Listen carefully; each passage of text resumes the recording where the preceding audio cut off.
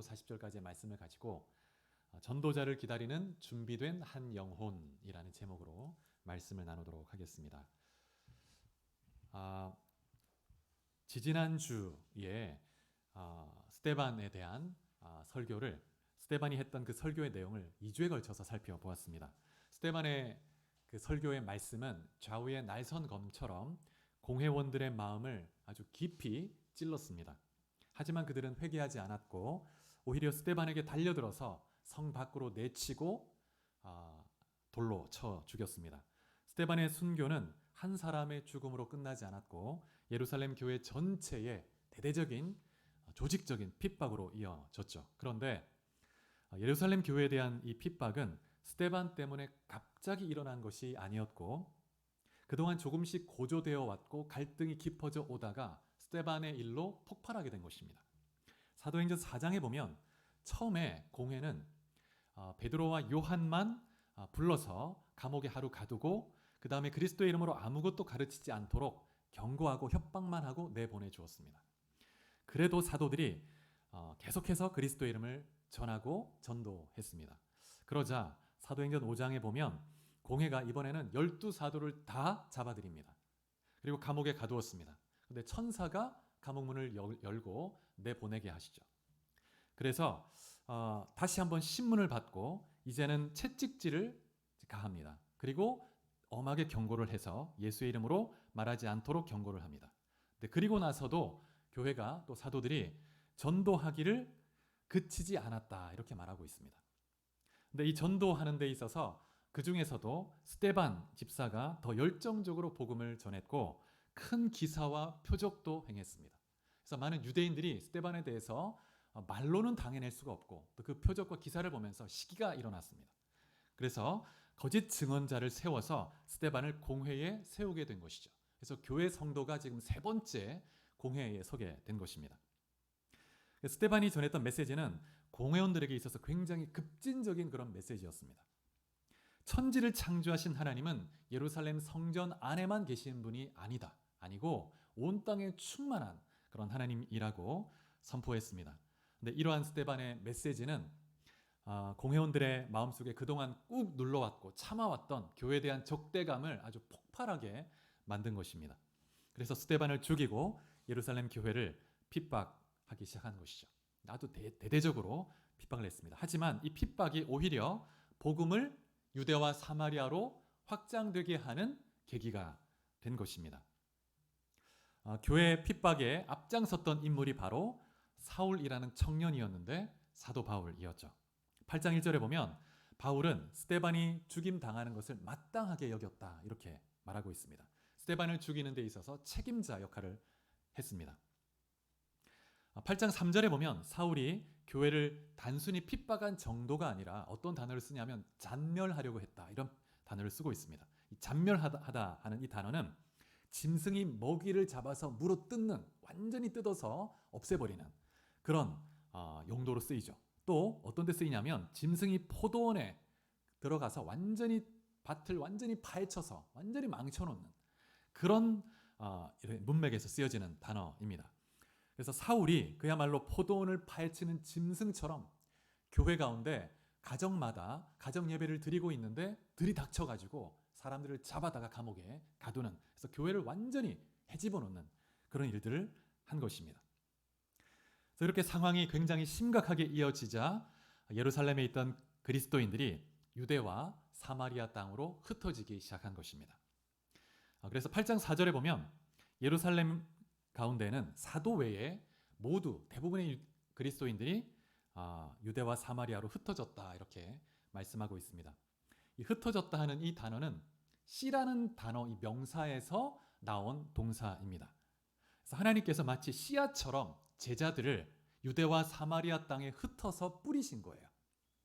여러분 씨가 땅에 뿌려지면 씨앗이 그 씨앗에서 생명이 싹 틔우게 되는 것처럼 생명의 복음을 가진 제자들이 유대와 사마리아 가운데 흩어지게 되자 그들을 통해서 생명의 열매, 복음의 열매가 드러나기 시작한 것입니다. 여러분 하나님은 농부이십니다. 그리고 성도는 하나님 나라의 생명을 가진 생명의 씨앗이라고 말할 수 있습니다. 그래서 농부이신 하나님은 때마다 은혜의 단비를 주셔서 그 생명의 씨앗이 열매로 맺어지기를 원하십니다. 4절에 보면 흩어진 사람들이 가는 곳마다 복음의 증거를 했다고 말하고 있습니다. 복음의 말씀을 선포했습니다. 그래서 사도행전 1장 8절에 의하면 예수님이 승천하시기 전에 지상 명령을 주셨는데 예루살렘에서부터 시작해서 유대와 사마리아 그리고 땅끝까지 단계적으로 복음이 확장되고 하나님 나라가 확장되기를 주님이 원하셨습니다. 그러한 계획과 비전을 가지시고 제자들에게 지상 명령을 주셨죠. 그래서 오순절에 성령이 강림한 이후에 예루살렘이 복음화되는 데에는 그렇게 오랜 시간이 걸리지 않았습니다. 예루살렘의 수천 명, 수만 명의 사람들이 예수님께 돌아왔고 제사장들조차도 회심하고 돌아오는 일들이 일어났습니다. 그래서 유대교가 지금 근간이 흔들리는 일들이 일어난 것이죠. 그래서 지금 공회원들을 중심으로 해서 예루살렘에 대대적인 핍박을 일으켜서 지금 교회를 지금 무력화시키려고 한 것입니다. 그럼에도 불구하고 하나님의 나라의 역사는 멈춰지지 않았고 하나님 말씀은 매이지 않았고 더 강력하게 확장돼 가는 것을 볼 수가 있습니다. 근데 하나님께서 예루살렘 교회를 넘어서 유대와 사마리아로 복음이 증거되게 하시는데 선교사를 파송하는 방식으로 복음이 증거되게 하실 수도 있는데 이 핍박이라는 그 어려움을 통해서 복음이 증거되게 하셨습니다. 하나님 왜 이렇게 고난을 통해서 핍박을 통해서 복음이 전파되게 하셨을까요? 종교개혁자 칼빈은 그 이유를 당시 예루살렘 교회의 편협하고 소극적 태도 때문이었다고 해석하고 있습니다. 당시 예루살렘 교회는 그들의 관점이 예루살렘과 지리적으로 예루살렘과 인종적으로 유대인들에게만 복음을 증거할 것으로 생각했습니다. 그래서 지상 명령을 수행하는 데 있어서 굉장히 소극적이었습니다. 그래서 주님이 그들을 핍박이라는 도구가 아니면 그들이 그 예루살렘 넘어서 유대와 사마리아로 땅끝까지 갈 수가 없는 것을 아시고 핍박을 통해서 강제적으로 흩어버리신 거예요. 여러분, 주님께서 교회에 주신 가장 우선되는 사명이 있다면 땅끝까지 복음을 증거하는 것이라는 것을 믿으시기 바랍니다. 여러분, 우리는 내 가정에서부터 그리고 이 내동 그리고 이 진주, 서부 경남 그리고 이 민족과 또 북한과 필리핀과 땅끝까지 복음을 단계적으로 증거해 가야 합니다. 우리 안에 안주해 있으면 주님은 우리를 강제로라도 흩으실 거예요. 그래서 복음을 증거하도록. 그래서 복음을 증거하고 또 하나님 나라 확장하는 것이 주님이 승천하시기 전에 교회에 남기신 지상 명령이라는 것을 우리는 엄중히 기억할 필요가 있습니다. 그래서 주님이 오신 그날까지 이 복음의 증인으로 생명의 씨앗으로 살아가는 이 사명을 우리는 늘 기억해야 합니다. 오늘 본문 말씀에 보면 흩어진 그리스도인들 중에 빌립 집사의 그 행적을 기록하고 있죠. 빌립이 사마리아 성에 가서 그리스도를 백성에게 전파했다고 말씀하고 있습니다. 8장 12절에 보면 빌립이 전한 그 메시지의 내용이 소개되고 있는데 하나님의 나라와 그리스도의 이름에 관해서 전도했다 이렇게 말하고 있습니다. 하나님의 나라, 그리스도를 전한다는 것은 그리스도의 나라와 그리스도의 통치를 전하는 것입니다. 그래서 그리스도를 받아들인다는 것은 그리스도를 영접한다는 것은 그리스도의 통치를 받아들이고 그리스도의 다스림을 받는 것입니다. 그리스도의 나라의 백성이 되는 것이죠. 그래서 그리스도의 이름의 권세를 통해서 이 어둠의 악한 영들에게 매여서 영적으로 육적으로 고통당하고 매여있는 그런 영혼들을 자유케 하고 해방하고 그리스도와의 생명의 관계를 맺게 함으로 생명의 삶을 살게 하는 그런 것을 의미하는 것입니다. 당시 사마리아 사람들은 온갖 미신과 마술에 심취해서 정말 어둠의 영의 지배를 받는 그런 상태였습니다. 6절, 7절에 보면 많은 병자들이 있었고 귀신 들린 자들이 있었는데 예수의 이름으로 치유를 받았다고 말하고 있습니다. 특별히 7절에 보면 많은 사람들에게 붙었던 더러운 귀신이 크게 소리 지르며 떠나갔다 이렇게 말하고 있습니다. 이 붙었다는 단어가 어떤 의미가 있냐면 소유하다는 뜻입니다. 소유하다, 가지다. 그래서 귀신들이 그 한 영혼 한 영혼에게 붙어서 그 영혼을 소유하고 그의 생각과 삶을 지배하면서 그에게 육적인 질병도 주고 그의 삶을 파괴시키는 그런 삶을 산 거예요. 그러면서도 마술에 거짓된 미신에 속아서 그것을 숭배하고 그렇게 살아갔던 것입니다. 그런데 그 많은 사람들이 빌립의 전도를 듣고 예수의 이름으로 자유함을 누리고 새로운 생명의 삶을 얻게 된 것이죠. 그래서 많은 사람들이 회심하고 예수를 믿고 그리고 세례를 받았다고 말씀하고 있습니다. 여러분, 예수를 믿고 그의 통치를 받아들인다는 것은 이론이나 상상이 아니죠. 실제입니다. 예수님께서는 지금도 살아계시고 그 주님을 영접하는 것은 주님이 내 마음의 보좌에 자정하시고 나의 삶을 다스리시는 것입니다. 그리고 주님은 지금도 열방을 통치하시고 내 인생을 주관하시고 그 이름의 권세를 믿는 주의 백성을 통해서 드러내십니다. 그래서 이 주님의 이름의 권세를 통해서 그 복음의 능력을 확증해 주시는데 우리가 말씀을 한번 찾아보겠습니다. 마가복음 16장 19절 20절 말씀입니다.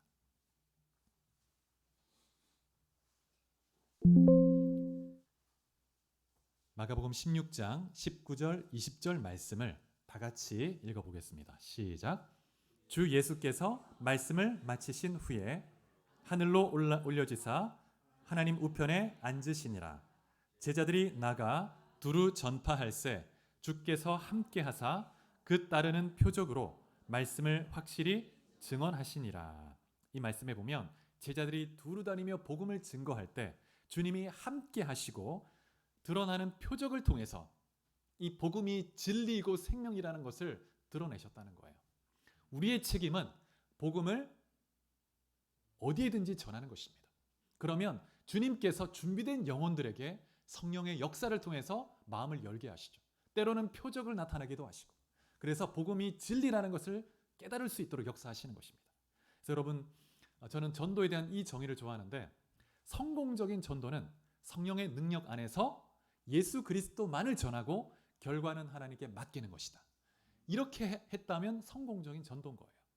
결과는 주님께 맡기면 됩니다. 우리는 예수만 전하면 돼요. 하나님이 하시는 것입니다. 그래서 주님께서는 오늘도 살아계셔서 역사하시며 따르는 표적을 통해서 성령의 역사를 통해서 복음이 진리라는 것을 깨달을 수 있도록 역사하시고 영혼을 구원하시는 것이죠. 그래서 이 표적 자체는 목적이 아니고 하나의 수단입니다. 복음의 확실성을 드러내서 믿게 하는 것이죠. 그리고 복음의 확실성을 믿게 해주는 수단이 하나 더 있는데 그것이 뭐냐면 성도들의 인격의 변화와 삶입니다. 그 삶을 통해서 우리 주변에 많은 영혼들이 정말 저분을 보면 정말 주님이 살아계신 정말 뭔가 있나 보다 그렇게 빛을 비추는 역할을 하는 것입니다. 마태복음 5장 16절에 보면 주님이 이렇게 말씀하십니다. 이같이 너희 빛이 사람 앞에 비치게 하여 그들로 너희 착한 행실을 보고 하늘에 계신 너희 아버지께 영광을 돌리게 하라. 성도들의 인격의 변화, 그 삶은 이 세상의 사람들에게 비추는 빛과 같습니다. 그래서 이 빛을 통해서 그 착한 행실을 통해서 변화를 통해서 정말 주님이 살아계신 분이라는 것을 증거하는 것이죠. 오늘 본문에 보면 빌립의 전도를 통해서 많은 사람들이 회심했는데 그 중에서 두 사람이 특별히 소개되고 있습니다. 대조가 되고 있는데 한 사람은 9절부터 24절에 나오는데 마술사 시몬입니다. 그리고 두 번째는 26절부터 40절에 나오는 이디오피아 네시인데 내무장관입니다. 아주 높은 지위에 있는 사람이죠. 이 두 인물을 살펴보면서 하나님이 우리에게 주시는 교훈이 무엇인지 주의 세미한 음성을 듣는 귀한 시간이 되기를 바랍니다. 9절에 보시면 이 시몬은 마술사였죠. 마술사. 그래서 아주 신비한 기적적인 일들도 직접적으로 행하는, 여러분 그 출애굽기 보면 애굽의 마술사들이 모세가 했던 기적을 여러 가지 따라했습니다. 그 지팡이를 가지고 뱀으로 변하게 했던 것도 따라했습니다. 그래서 그런 신비한 기적들도 당시 고대 시대 마술사들은 그 사탄의 그 능력에 힘입어서 기적을 행하는 거예요. 그러니 많은 사람들이 그것이 진짜 하나님의 신적인 어떤 존재의 능력인 줄 알고 따라가는 것입니다. 그래서 이 마술사 시몬은 그런 기적을 행하면서 백성을 놀라게 했고 자신을 큰 자라고 했습니다. 신적 존재로 자신을 드러낸 것이죠. 11절에 보면 그래서 사마리아 사람들이 시몬의 마술에 놀라서 그를 많이 따랐다고 말하고 있습니다. 그리고 사람들은 그 시몬을 위대한 하나님의 능력이다 이렇게 불렀다고 말합니다. 그래서 이 시몬을 신적 존재로 메시아처럼 따랐습니다. 그래서 이 시몬이 그 사마리아에서 마치 정말 왕처럼 왕을 넘어서 신으로 추앙받고 존경을 받는 사람이었죠. 이 사마리아 사람들은 혼합 민족이었습니다. 유대인들과는 다르죠. 그래서 북이스라엘이 BC 722년에 아수르에 의해서 멸망했는데 그 이후에 이 아수르가 북이스라엘 사람들을 아수르 여러 지역에 이주시켰습니다. 그리고 많은 이방 민족들을 이 이스라엘에 다시 이주시켜서 이스라엘에 남아있는 유대인들과 이방 민족들이 이 피가 섞이게 한 거예요. 그래서 종족이 혼합이 됐습니다. 종교적으로도 이방 민족이 와서 그들의 신도 섬기고 여호와도 섬기는 그런 혼합주의 종교와 혼합 민족이었죠. 그래서 이 사마리아 사람들은 유대인들에게 멸시를 당했을 뿐만 아니라 심지어 이방인들로부터도 열등한 민족으로, 그러한 족속으로 취급을 당했습니다. 그래서 굉장히 참 이 안타까운 그런 서글픈 그런 민족이었는데, 그럼에도 불구하고 이 사마리아인들은 그 나름대로 신앙을 가지고 여호와의 신앙을 유지했는데, 그들만이 가진 사마리아 오경이 있었고, 또 그리심산에서 그들이 성전을 만들어 하나님을 예배하고 메시아를 기다렸습니다. 요한복음 4장에 보면 예수님이 사마리아 지역을 지나갈 때 수가성에 들려서 한 여인을 만나는 장면이 나오는데, 그 여인의 이야기를 들어보면 그 종교적 열심이 특출한 것을 볼 수가 있죠. 그래서 사마리아에서 우리는 하나님을 예배한다, 이렇게 얘기하는 것을 볼 수가 있습니다. 그래서 시몬이 이 사마리아인들의 이러한 어떤 종교적 열심을 이용해서 자신의 마술적인 그런 능력을 가지고 그 사람들을 현혹시키고 자신을 메시아처럼 신으로 드러냈던 것입니다. 그런데 빌립이 갑자기 나타나서 정말 한 번도 보지 못했던 놀라운 능력으로 강력한 기적을 통해서 예수 이름을 증거하기 시작한 것입니다. 사람들이 깜짝 놀란 거예요. 그래서 그동안 사탄의 역사는 항상 그 열매가 건강하지 않습니다. 그런데 정말 이 빌립이 전하는 그리스도의 이름을 통한 기적은 기쁨이 충만한 거예요. 가정이 회복되고. 그래서 많은 사람들이 주님께 돌아오게 됐습니다. 그래서 13절에 보면 시몬도, 이 마술사 시몬도 복음을 듣고 믿었고 세례까지 받았다고 말씀하고 있죠. 그래서 심지어 빌립을 따라다니면서 빌립을 통해서 드러나는 모든 기적과 역사를 보고 놀랐다고 말씀하고 있습니다. 그런데 이제 빌립이 이 시몬이 정말 놀란 게 뭐냐면, 나중에 이제 이 사도들이 이 사마리아에 방문해서 이 세례받은 사람들에게 안수하고 기도했을 때 성령이 임하는 것을 보게 되는데, 그것을 보고 깜짝 놀랍니다. 그래서 시몬이 그 안에 마술사적인 그런 기질이 또 나오는 거예요. 내가 저런 능력이 내게도 있으면 내가 더 큰 어떤 신적 존재처럼 존경받고 돈도 많이 벌겠구나, 이런 생각을 다시 또 하게 되는 것이죠. 그래서 14절부터 17절에 보면 예루살렘에 있는 사도들이 사마리아 사람들도 하나님 말씀을 받았다는 소식을 듣습니다. 그래서 베드로와 요한을 파송해서 가서 이제 안수기도 하게 되는데, 그래서 성령을 받았다고 말하고 있습니다. 오늘 본문에 보면 외적으로 어떤 증상이 나타났는지 말하고 있지는 않지만, 사도행전을 보면 아마도 그 사마리아 사람들이 방언을 하고 예언하면서 하나님을 높이는 일들이 있었던 것 같습니다. 그래서 성령이 임하는 아주 놀라운 역사가 오순절에 임했던 역사처럼 나타난 거예요. 우리가 한 가지 질문을 해볼 필요가 있는데, 왜 사도들이 사마리아에 와서 안수하고 기도한 후에 성령이 임했는가? 왜 빌립 집사가 와서 복음을 전했을 때 그런 일이 나타나지 않았는가?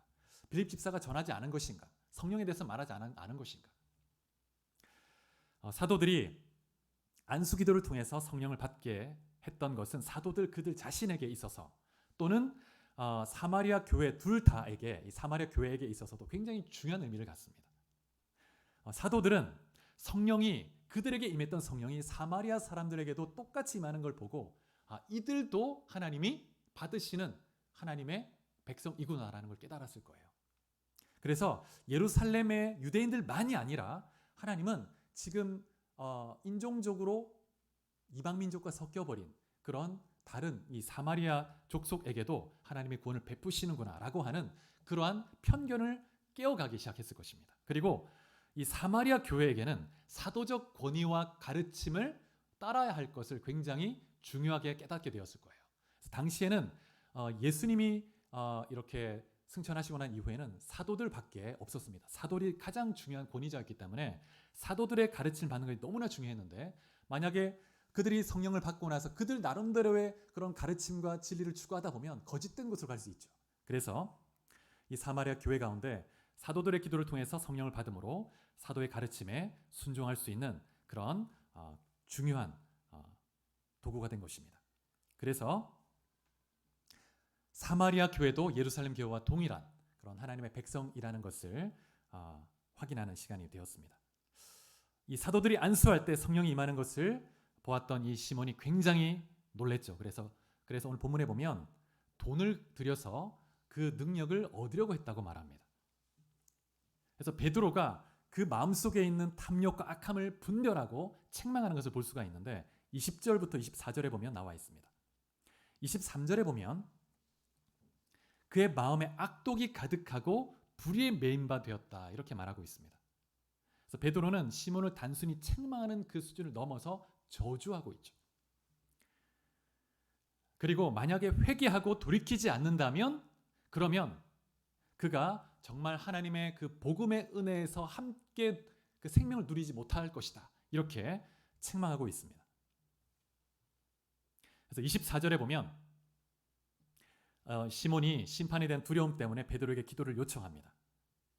그런데 그 이후에 이 시몬이 정말 회개했는지 어떤지에 대해서는 본문에서 기록하고 있지 않죠. 그런데 2세기에 기록된 그 초대교회 문서를 보면 전승에 의하면 시몬과 그의 아내 이름이 함께 등장하는데 이 둘 다 자신을 신으로 이렇게 드러냈습니다. 그리고 나중에 베드로와 대적자가 돼요.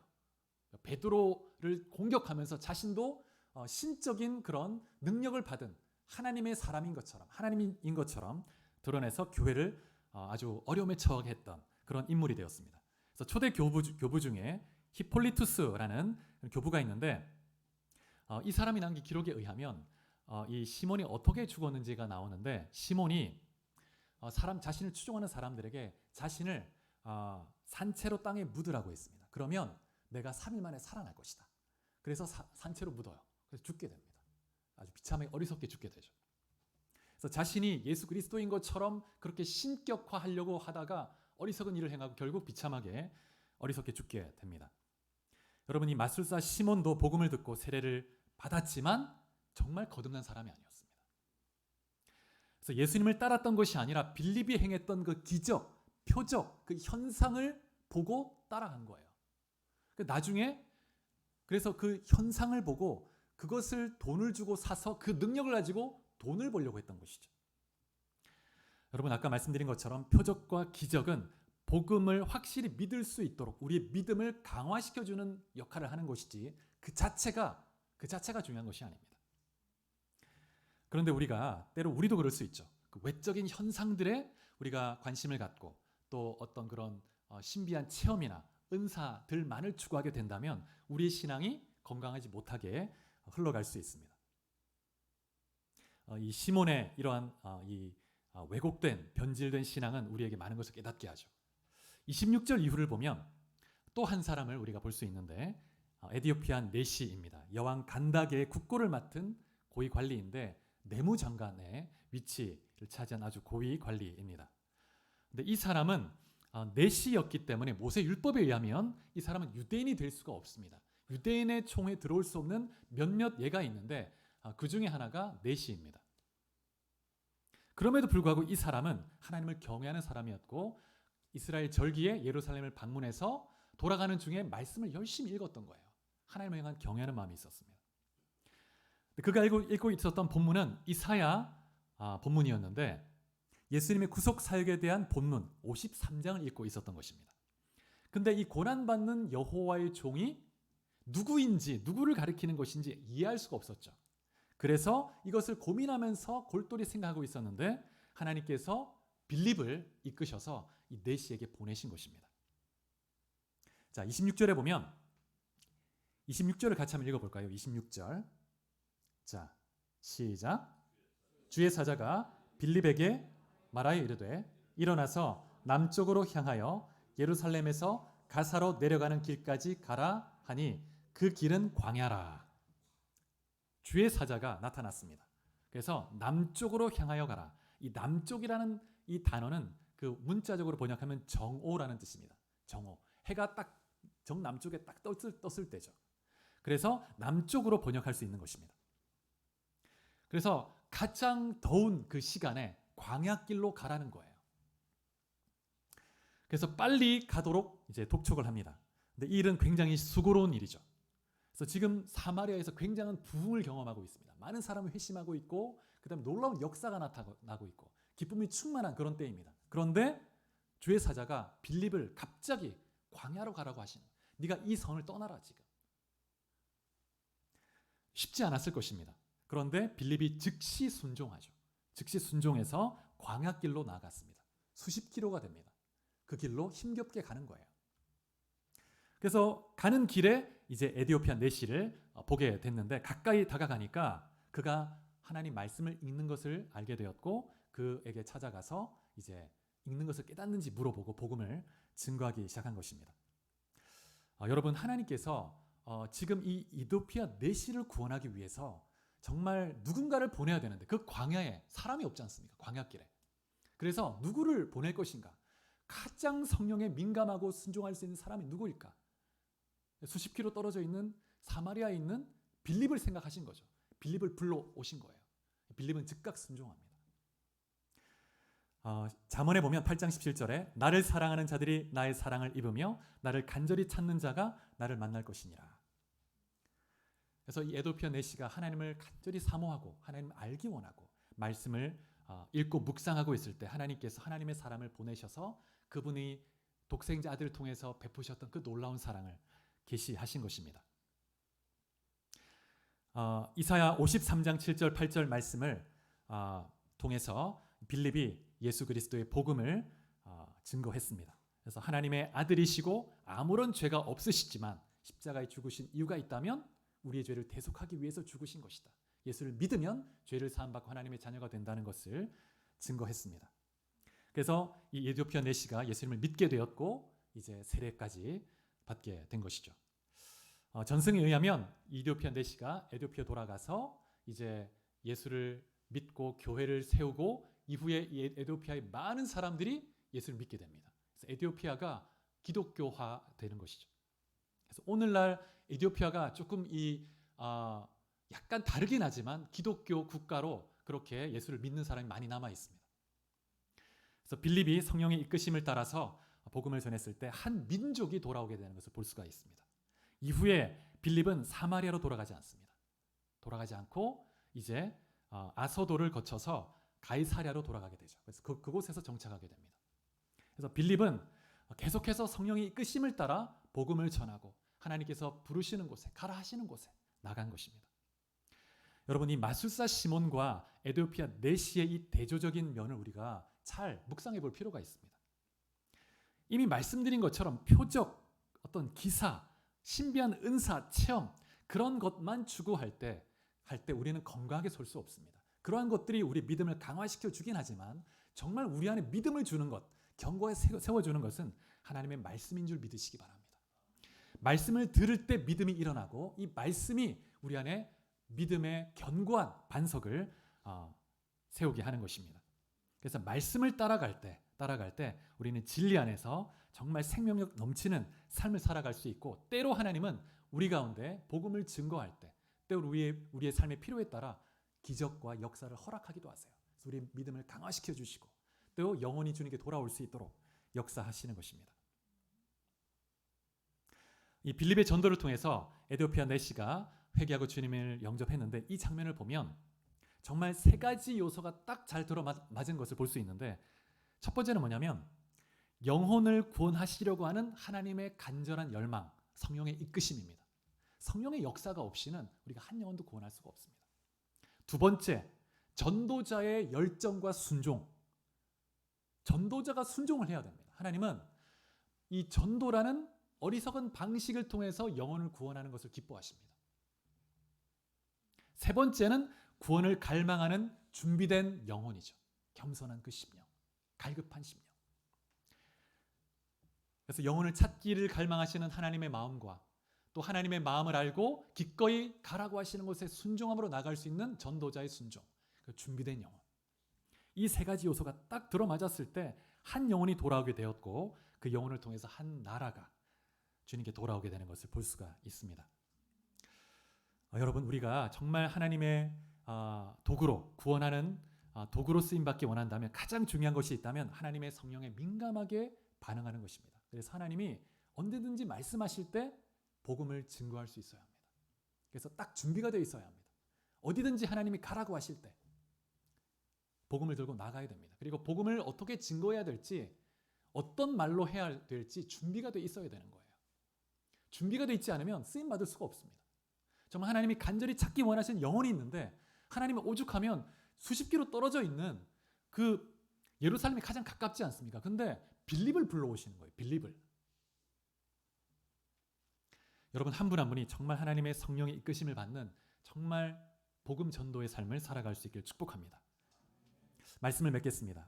오늘 본문에 보면 우리가 세 가지 교훈을 깨달을 수 있는데, 첫 번째는 교회의 가장 중요한 우선되는 사명이 있다면 복음을 증거하는 것입니다. 주님이 승천하시기 전에 교회에 남겨주신 유언적 지상 명령, 땅끝까지 이르러 내 증인이 되라 하는 것입니다. 제자를 삼으라 하는 것입니다. 만약 우리가 이 사명에 게을리한다면 주님은 강제적으로라도 우리를 쳐서라도 복음을 증거되도록 하실 거예요. 두 번째, 믿음은 말씀을 들음에서 나오는 것입니다. 그리고 표적과 기사는 믿음을 강화시켜주는 역할을 하는 것이죠. 우리 그걸 잘 기억해야 합니다. 말씀을 가까이 해야 합니다. 말씀을.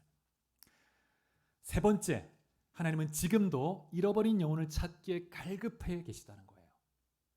여러분, 예수님께서 십자가에서 마지막으로 하신 말씀, 6번째 하신 말씀이 있는데, 내가 목마르다, 목마르다. 주님은 우리의 그 영적인 깊은 갈증과 그 목마름의 고통을 친히 받으셨습니다. 그리고 죽으셨죠. 근데 주님은 지금도 목말라 하세요. 지금도 잃어버린 영혼을 찾기에 갈급하십니다. 그래서 여러분 한 분 한 분이 정말 잃어버린 영혼을 찾아 주님께 올려드림으로 주의 마음을 시원케 해드리는 그런 생명의 통로로 다 쓰임받을 수 있기를 축복합니다. 그래서 여러분 이제 우리가 5월이 되면 행복 나눔 축제 기간을 갖습니다. 그래서 이제 오늘부터 같이 기도하고 저 전도 대상자도 우리가 정해보고 할 텐데, 여러분 기도하면서 준비된 영혼이 있습니다. 하나님 준비된 영혼을 만나게 주옵소서. 그리고 여러분 담대한 믿음으로 여러분 준비된 영혼에게 다가가십시오. 주님이 인도해 주실 것입니다. 그래서 우리 주님 사랑교회를 통해서 이 땅 가운데 주님의 예비하신 준비된 영혼을 구원하게 하시고 주의 나라 확장되게 하는 놀라운 도구로 우리 모두가 쓰임받을 수 있기를 주의 이름으로 축복합니다. 우리 같이 말씀을 생각하며 기도하겠습니다. 기도할 때